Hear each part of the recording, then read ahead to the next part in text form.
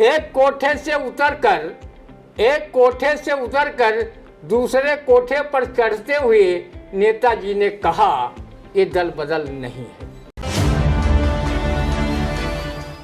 झंडे बदल गए हैं, दल के पंडे बदल गए, अब चुनावबाजों के भी हथकंडे बदल गए।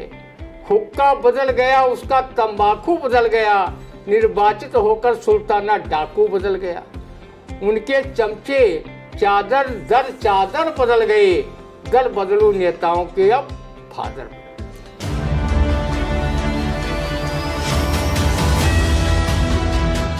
नमस्कार, मैं हूं निशांत गुप्ता। आप देख रहे हैं आई इंडिया। स्वागत है आप सभी का आई इंडिया के खास शो रंदा में। खबरों पर रंदा चलाने के लिए आई इंडिया के स्टूडियो में मौजूद हैं वरिष्ठ पत्रकार, कवि एवं रंगकर्मी ज्ञान प्रकाश सिंह प्रतीक जी। तो प्रतीक जी, आपका बहुत बहुत स्वागत है इंडिया के स्टूडियो में। आज की पहले की खबर शुरुआत करते हैं, जहां आम आदमी पार्टी के वरिष्ठ नेता व पूर्व मंत्री कैलाश गहलोत भाजपा में शामिल। तो भाजपा में शामिल हुए आप नेता पर क्या कहेंगे, रंदा सुनते हैं। जब नाव डूबने लगती है तो उसमें मौजूद चूहे अपना ठिकाना ढूंढने के लिए इधर उधर भागने लगते हैं। चुनावबाज नेता हमेशा चुनावी बयार का पूर्वानुमान कर जिताऊ पार्टी का दामन ये पाले की ऐसी तैसी वही पाले की जय कहते हुए थाम लेते हैं। नेता वैसे ही रंग बदलने में गिरगिट का बाप माना जाता है। दिल्ली के चुनाव निकट हैं, सो आप पार्टी के पूर्व मंत्री कैलाश गहलोत ने भाजपा का दामन थाम लिया है।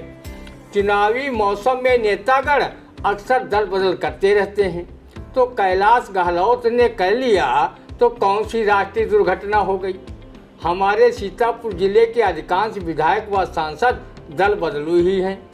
दूसरे दलों को छोड़कर अपना भानुमति का कुनवा बढ़ाने में तो भाजपा को महारत हासिल है। हेमंत बिस्वा शर्मा, अजित पवार तो ऐसे नेता हैं जिन पर स्वयं भाजपा नेताओं यहाँ तक कि चुनावी सभाओं में स्वयं प्रधानमंत्री नरेंद्र मोदी ने भ्रष्टाचार के आरोप लगाए थे। लेकिन सत्ता प्राप्त के लिए उनको भी भाजपाई वॉशिंग मशीन में मोदी डिटर्जेंट पाउडर डालकर नीट एंड क्लीन कर लिया गया। अब वो भ्रष्टाचारी नहीं, सदाचारी व ईमानदारी की प्रतिमूर्ति हो गए हैं। जिस आप पार्टी ने शीला दीक्षित सरकार पर भ्रष्टाचार के आरोप लगाकर दिल्ली की सत्ता में आई थी, आज उसी सरकार के मुख्यमंत्री अरविंद केजरीवाल, उप मुख्यमंत्री मनीष सिसोदिया, राज्यसभा सांसद संजय सिंह आज शराब घोटाले के कथित भ्रष्टाचार के आरोप में जेल काट चुके हैं। वो जमानत पर बाहर हैं।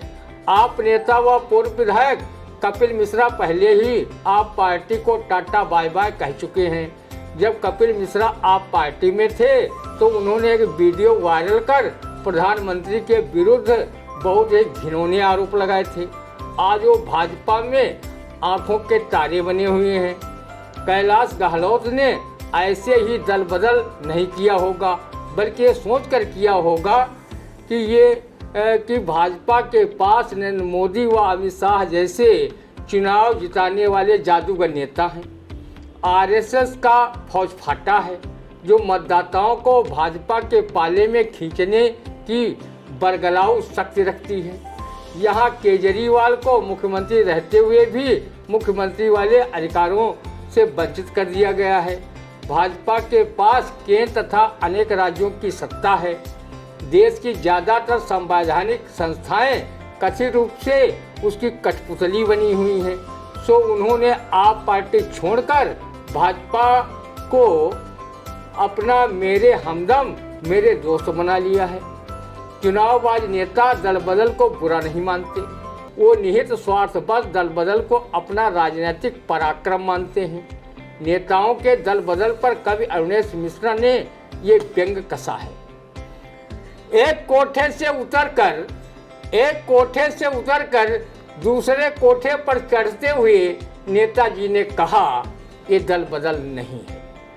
जब हम पार्टी रूपी नर्तकी को मतदाताओं के भय से पलट देते हैं तो नर्तकी कीर्तन हो जाती है, जो पुनः हमें पवित्र बनाती है। दल बदलू नेताओं की हमेशा राजनीति में पौबारह रहती है। कवि अरुणेश मिश्र ने इस संबंध में लिखा भी है। पहले बिक गए, सत्ता दल में टिक गए। सरकार बदल गई फिर से खिसक गए। इन्हीं का भविष्य उज्जवल है, क्योंकि ऐसों के पास ही छल है, बल है, बदलने के दल है, आज है कल है। रंदा पूर्व मंत्री कैलाश गहलोत के दल बदलने पर किसी कवि की इन काव्य पंक्तियों से बधाई देता है कि आप भविष्य में दल बदल कर सत्ता की मलाई चाटें तथा दल बदलने में विश्व रिकॉर्ड कायम करें। झंडे बदल गए हैं, दल के पंडे बदल गए, अब चुनाव बाजों के भी हथकंडे बदल गए। हुक्का बदल गया, उसका तंबाकू बदल गया, निर्वाचित होकर सुल्ताना डाकू बदल गया। उनके चमचे चादर दर चादर बदल गए, दल बदलू नेताओं के अब फादर। बिल्कुल, दल बदलू नेताओं के अब फादर बदल गए। फिलहाल गहलोत जी ने जो है आप पार्टी छोड़कर भाजपा का दामन थाम लिया। यही गहलोत जी हैं जो अभी जब पूर्व मुख्यमंत्री दिल्ली के जो अरविंद केजरीवाल हैं, जब ये वापस जेल से आए थे, जमानत पर घर गए थे, तो उनके साथ में बैठे थे कार पर।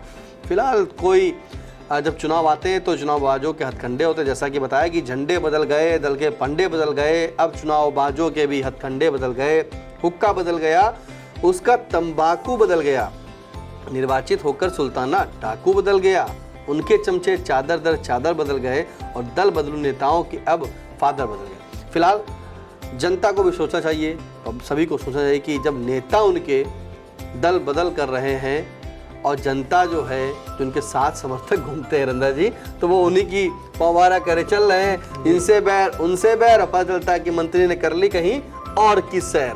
फिलहाल अगली खबर पर चलते हैं, जहां सपा सरकार में खनन मंत्री रहे गायत्री प्रजापति की करोड़ों की बेनामी संपत्तियां जब्त हो गई हैं। अब इस जब्तीकरण पर क्या कहेगा रंदा भाई, सुनते हैं।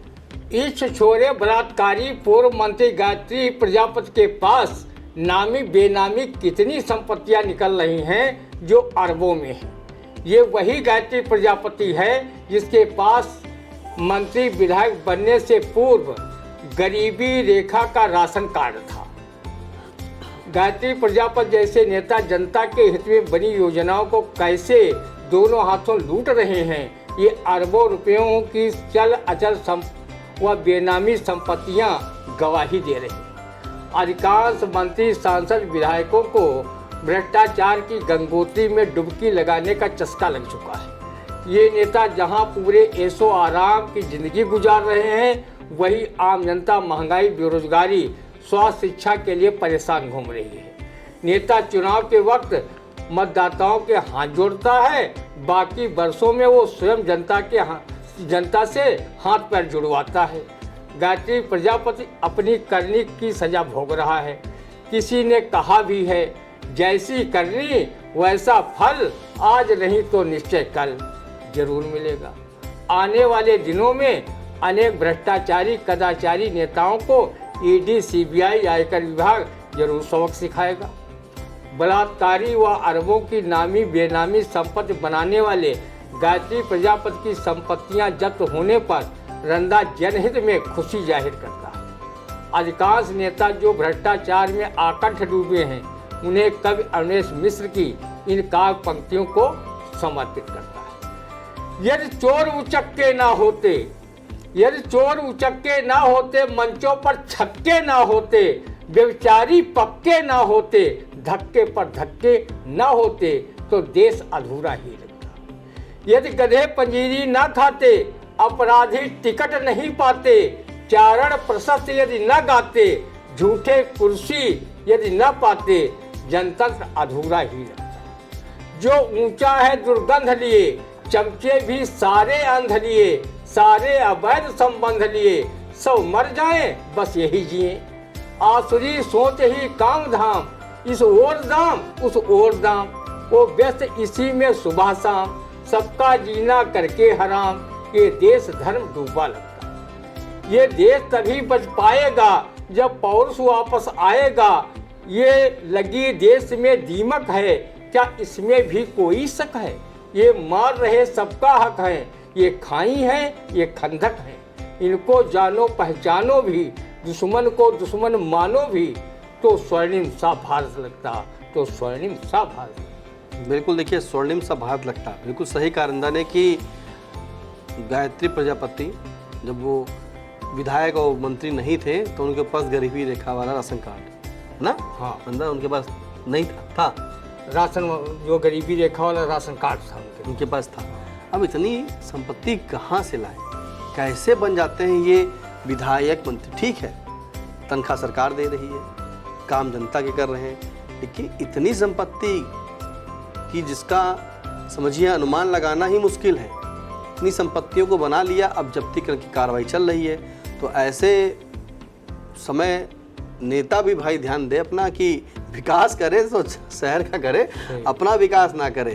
फिलहाल अगली खबर, यूपी के मुख्यमंत्री योगी आदित्यनाथ ने कहा कि कांग्रेस के अंदर अंग्रेजों का ही डीएनए। ये बड़ी बात कही है सीएम योगी ने कि अब डीएनए पर बात आ गई है। जहां कोर्ट में तमाम तरीके की दलीलें देते थे लोग कि उनका डीएनए टेस्ट करा लो, अखिलेश यादव कहते उनका डीएनए टेस्ट करा लो, तो डीएनए पे जब विवाद चल रहा था उसी बीच सीएम योगी आदित्यनाथ ने भी कह दिया कि कांग्रेस के अंदर अंग्रेजों का ही डीएनए।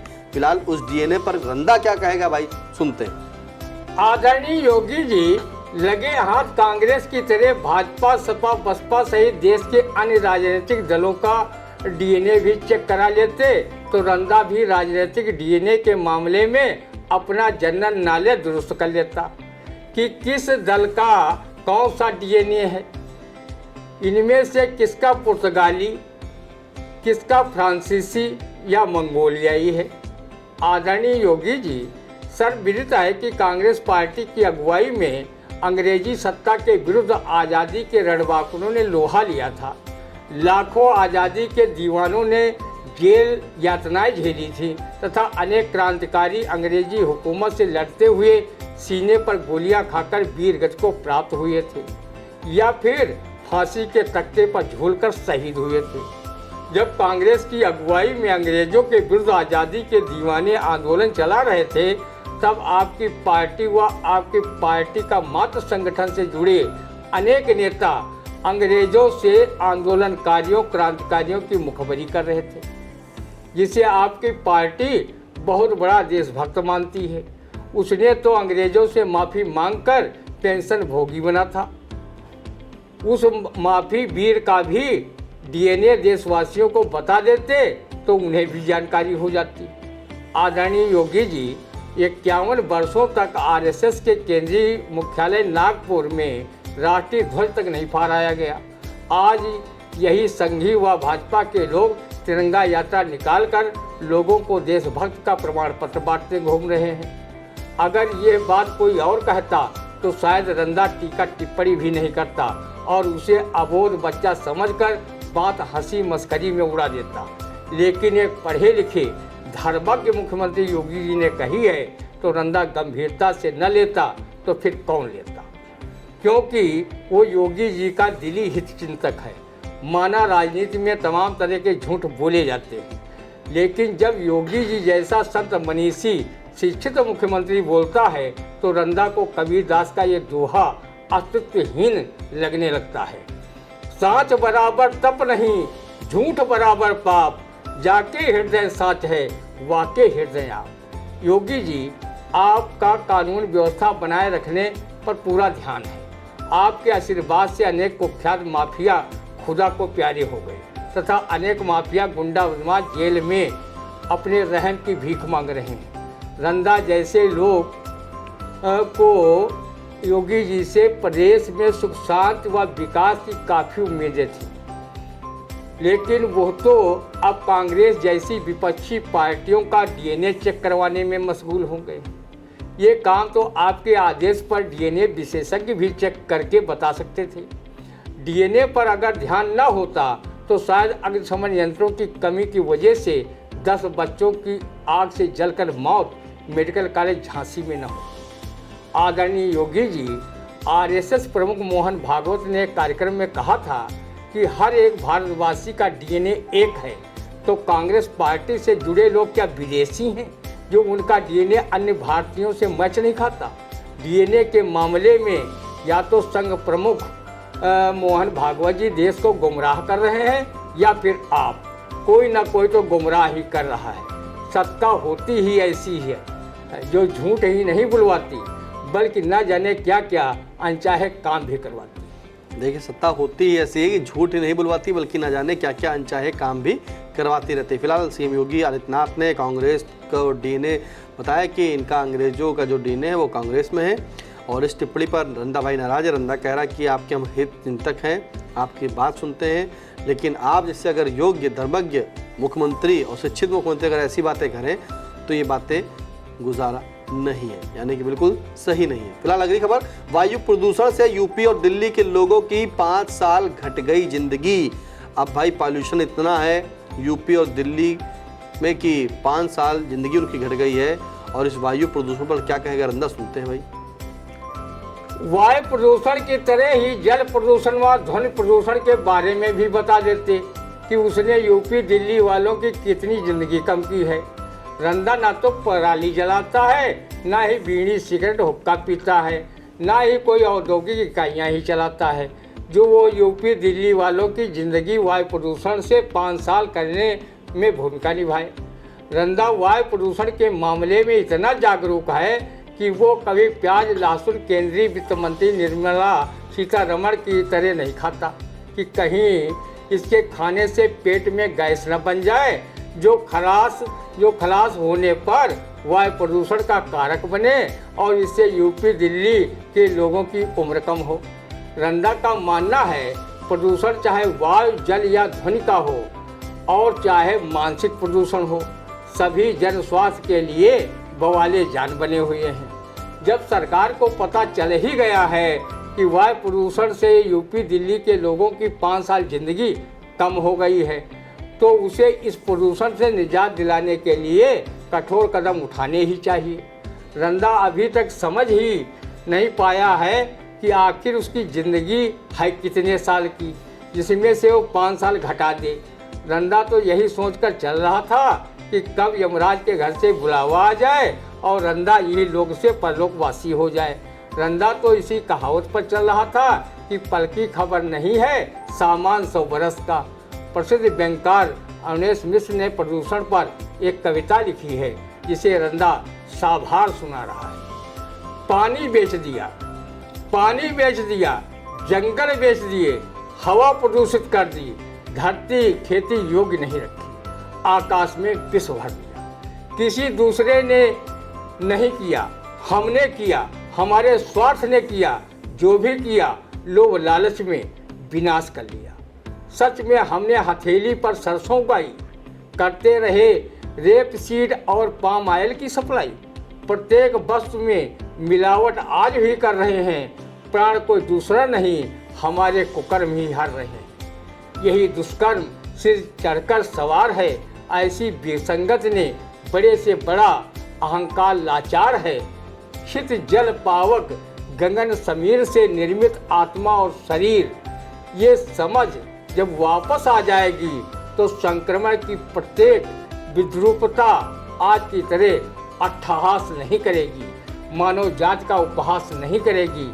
मानवता पल्लवित होगी, विकसित होगी, प्रसन्नता कुसुमित होगी। बिल्कुल सही। देखिए, रंदा ने कहा कि वायु प्रदूषण हो चाहे जल प्रदूषण हो चाहे ध्वनि प्रदूषण, इसकी वजह हम ही लोग हैं। प्राकृतिक चीज़ें जो हैं, जो प्रकृति ने बनाई है, उसको हम लोग नष्ट कर रहे हैं। बड़े बड़े पेड़ हैं, उन्हें काटते जा रहे हैं। पेड़ लगाने की कोई बात ही नहीं कर रहा है। जो बात कर रहे हैं वो पेड़ बचा नहीं पा रहे हैं।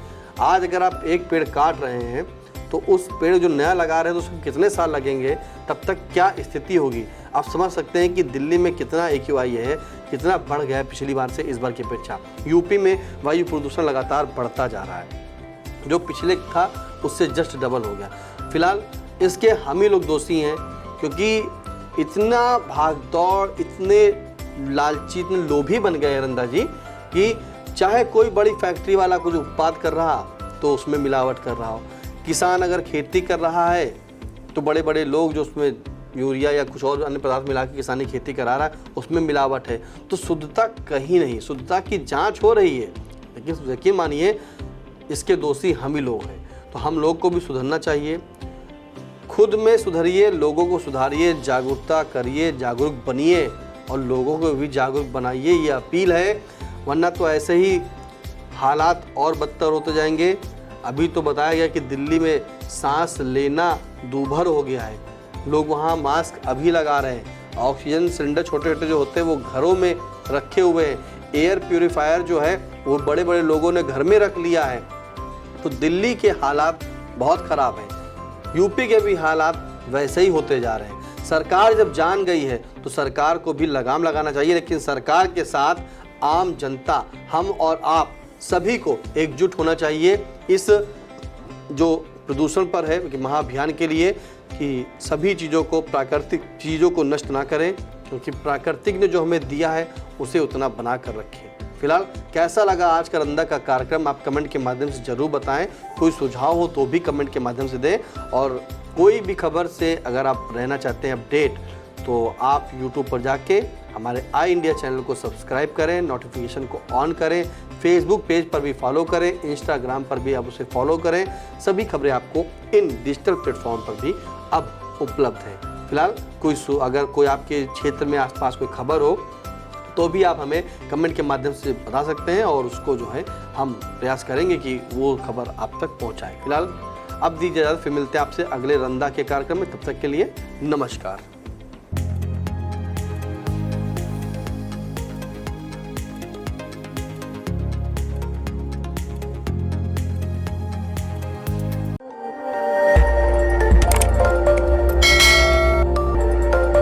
खबर आपकी, नजर हमारी। देखते रहिए आई इंडिया।